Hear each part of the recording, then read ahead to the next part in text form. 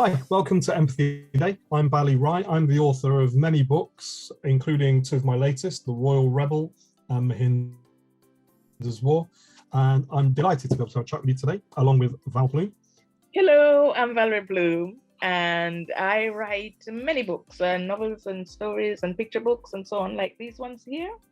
And my latest is Stars with Flaming Tails. And today we're taking part in the Empathy Superpower Challenge. And Bali and I will be taking you through the Listening Switch Power Bank. Our theme this year is empathy, our human superpower. So what we're doing is we're asking teachers, booksellers, librarians and families to help you to work your way through 9 different challenges. These challenges will help you grow your empathy skills and will improve your empathy. And today, Val and I will be taking you through the Listening Switch Power Bank Challenge.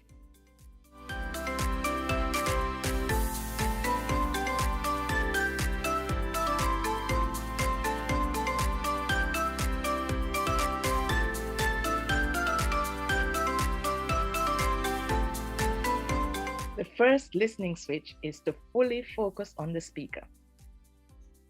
You know, Bali, ever since the war started, I've been thinking I should do something to help the people who have been, sort of become homeless through no fault of their own. But I'm not sure what I can do. I feel so guilty when I see the terrible things people are going through when I'm sitting here safe in my comfortable home. Sorry, Val, what were you saying again? I said, ever since the war. One moment, Val, sorry. This is just one second. See? If you're not focused on the speaker, you might miss something important. Turn off your phone, remove any distractions, and really concentrate on listening. Sorry, Val, shall we try that again? Are you ready to listen now? I am. You have my full attention. That's better, isn't it? The second listening switch is to... Who messaged you? I'm sorry? Just then, when you picked up your phone. Really not sure that's important right now, Val. I mean, we're trying to film... So it wasn't important?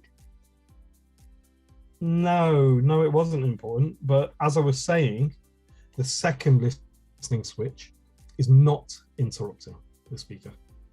Wait until the speaker has finished making their point and then make your own if you'd like to.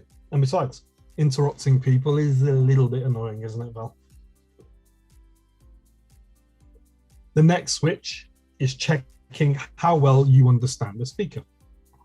Reflect back what they're explaining. So, you're saying that you're feeling guilty, Val, because you're safe and comfortable while other people are suffering. Yes. And you want to help, but you don't know what to do. That's right. It's not unusual. Many people feel that way. I mean, considering it's Empathy Day, that's actually empathy in action. Oh, I see. The final listening switch is don't give advice. The key is to ask questions that help the speaker to find a solution. I think you should just get out your comfort zone and go and help, Val. What? If I were you, I'd just go, I don't know, see what you can do. There's no point talking about it.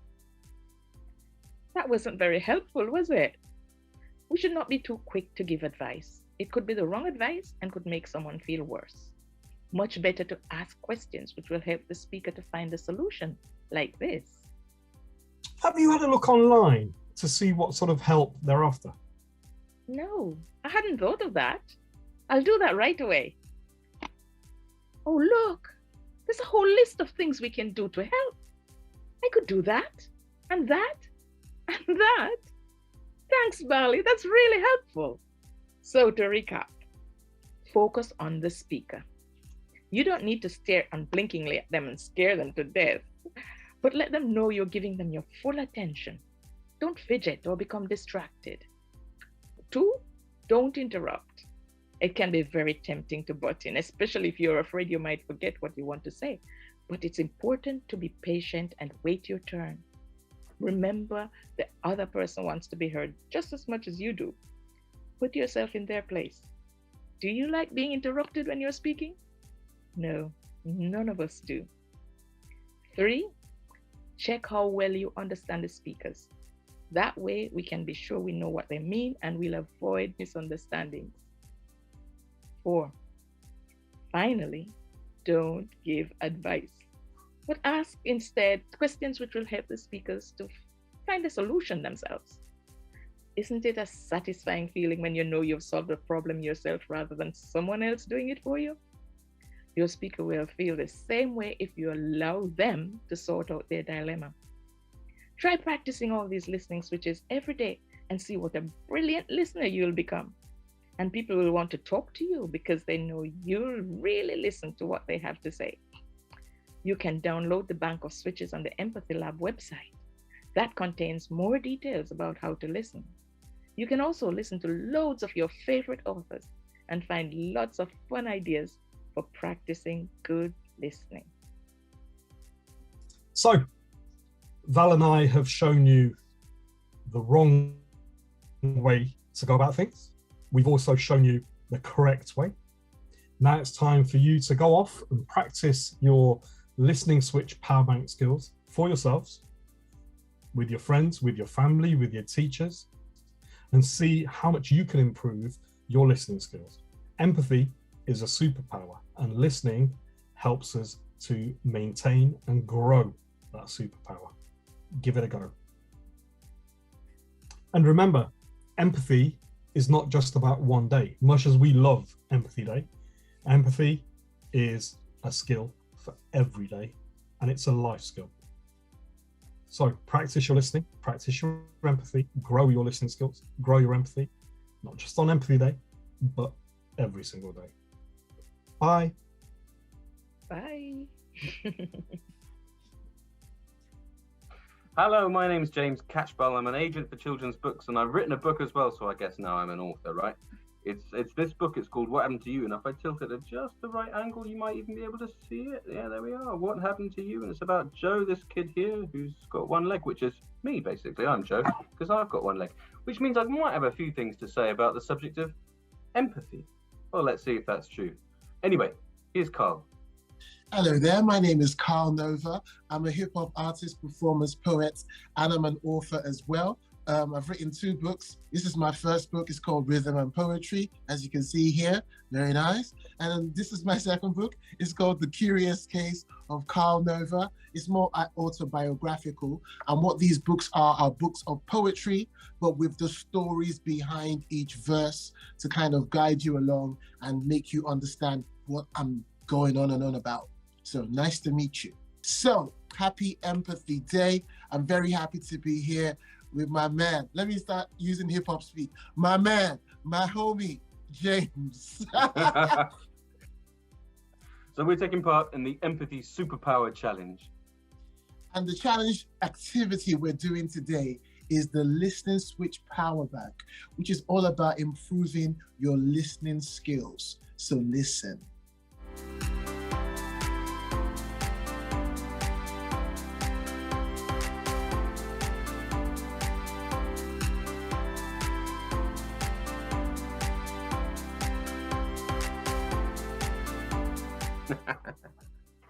All right, here's So a as story we're for going you. to display as an example. Here's the story, Carl. So here's me. Hey, wait, so what's the story about? What kind of story are you talking about here? Is it, I can't tell you if you jump straight in, Carl. You've got sorry to give about me a that. second. I'm sorry, I'm You've got just to give me a excited to second. hear the story. All right, so here's me sitting in a cathedral. What kind of cathedral was it? Was it a tall cathedral? Was it a silent? Was there people there? It was big and pointy, Carl. Why were you in the cathedral in the first place? Like, why? Just give me a Wait. second. I'm gonna tell you. Okay, I'm sorry, my bad. Calm down. I can't even remember anymore. What? What was I You even telling just you? told me Let's now start you again. see the cathedral. There was me sitting in a cathedral. Okay, get to the point. Get to the point.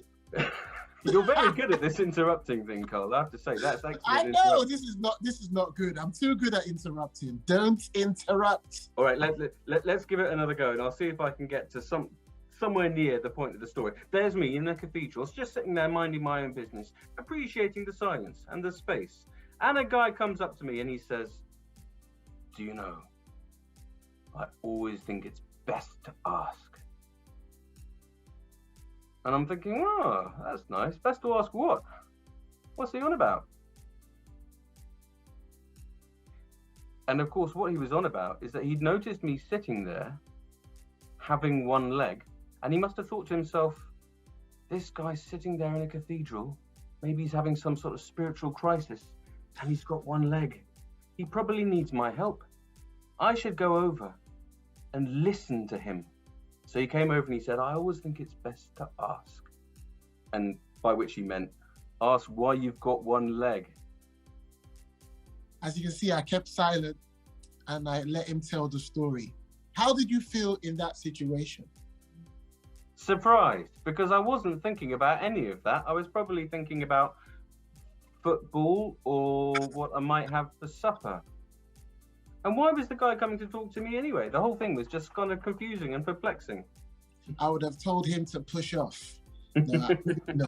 But that was intrusive though. Anyway, I don't know if my story is as great, but there was a time I was supposed to be invited to a school to come and do an author visit, okay? Now, because I'm a rapper and a poet at the same time, I know some people are a bit judgy about me. They assume they know what I'm going to do or what I'm about before checking me out. So I was like, yeah, I'll do it. Then whoever invited me, I will not name any names, said he did some research on me.